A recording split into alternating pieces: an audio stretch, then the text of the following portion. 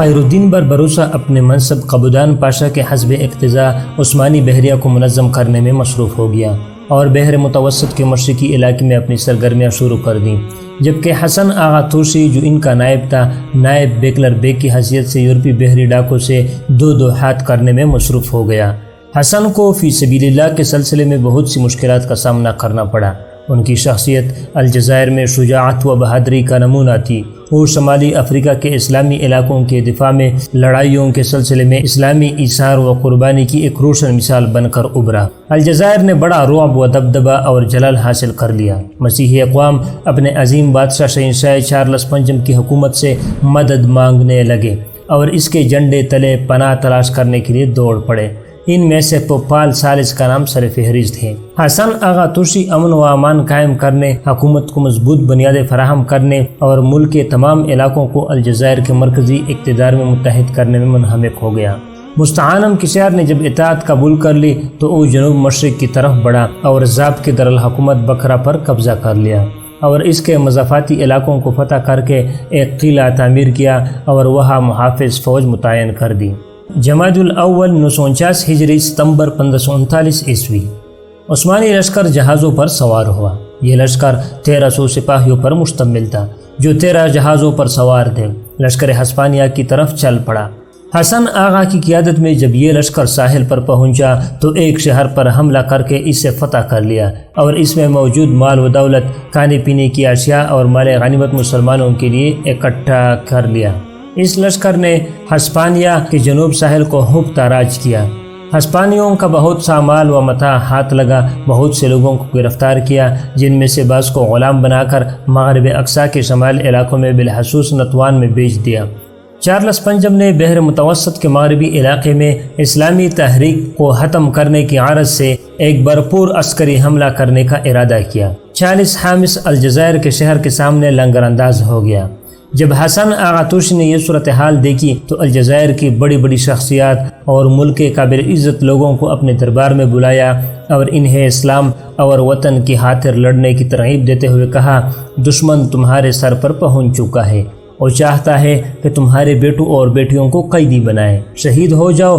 دین حنیف کی راہ میں یہ اراضی ہم نے طاقت کے زور سے فتح کی ہے، اب ان کی حفاظت ہمارا فرض ہے۔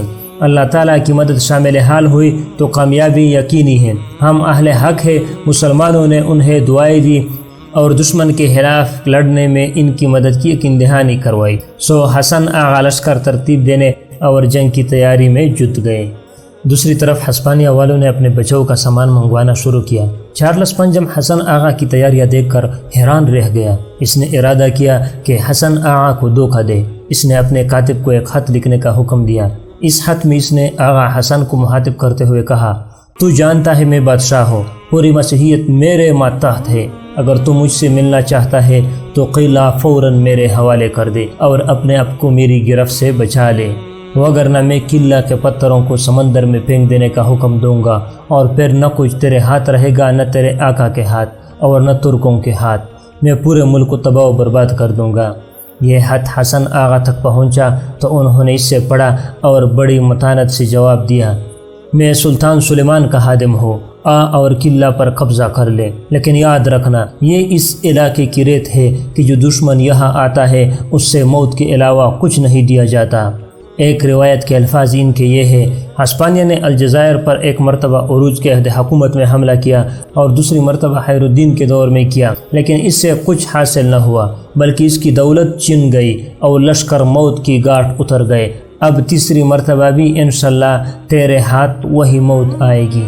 اسی رات چارلس کے کیمپ میں والی الجزائر کی طرف سے ایک قاصد پہنچا اور اجازت طلب کی کہ جو لوگ الجزائر سے نکلنا چاہتے ہیں بالخصوص بچے اور عورتیں انہیں آزادی سے باب الوادی سے نکل جانے کی اجازت دے دی جائے۔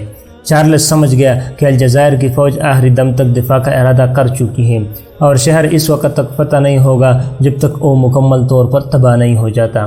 حالانکہ بادشاہ نے ابھی تک محاصرے کے وقت استعمال ہونے والی توپیں نہیں اتاری تھی، لیکن شاہ سوار ہسپانیہ کی فوجوں پر مسلسل تھڑ بوڑ حملے کر رہے تھے اور ہر جگہ ان پر جپٹ رہے تھے، حتیٰ کہ مالٹا کے ایک سپاہی نے اس گوریلا جنگ کے متعلق اپنی ایک رپورٹ میں لکھا، اس طریقے جنگ نے ہمیں ہوا سے باختہ کر دیا ہے کیونکہ ہم اس جنگی چال سے پہلے واقف نہیں تھے۔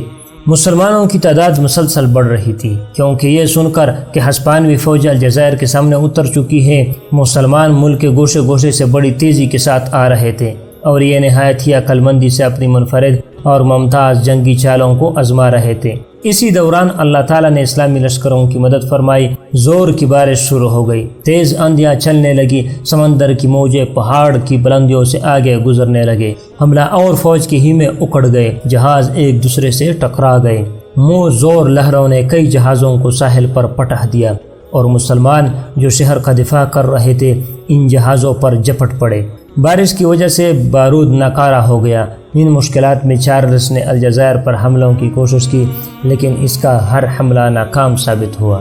الجزائر کے لوگ اس شکست کو اصحاب فیل کی شکست سے تشبیہ دیتے تھے، جس کا ذکر قرآن کریم میں آیا ہے۔ سلطان سلیمان نے حسن آغا طوسی کو عسکری خدمات، ہسپانیہ کے خلاف کامیابی، بحر متوسط کو ہسپانیہ کے بحری بیڑے سے کسی حد تک خالی کرانے میں فعال کردار اعتراف میں پاشا کے منصب پر فائز کیا۔ ہسپانوی فوج ابھی تک اپنے زخم چاٹ رہی تھی اور اپنی قوت مجتمع کرنے میں مصروف تھی کہ عثمانی بحریہ کے جہاز ہسپانیہ اور اٹلی کے ساحلوں کی طرف چل پڑے۔ ان جہازوں نے وہاں پر متواتر کئی حملے کیے، خوف و ہراس پھیلایا، ہسپانوی و اطالوی علاقوں میں دور تک نکل گئے، جو کچھ ہاتھ لگا اس پر قبضہ کر لیا۔ یورپی ملک عثمانیوں کے بارے میں بڑی سنجیدگی سے سوچنے لگے۔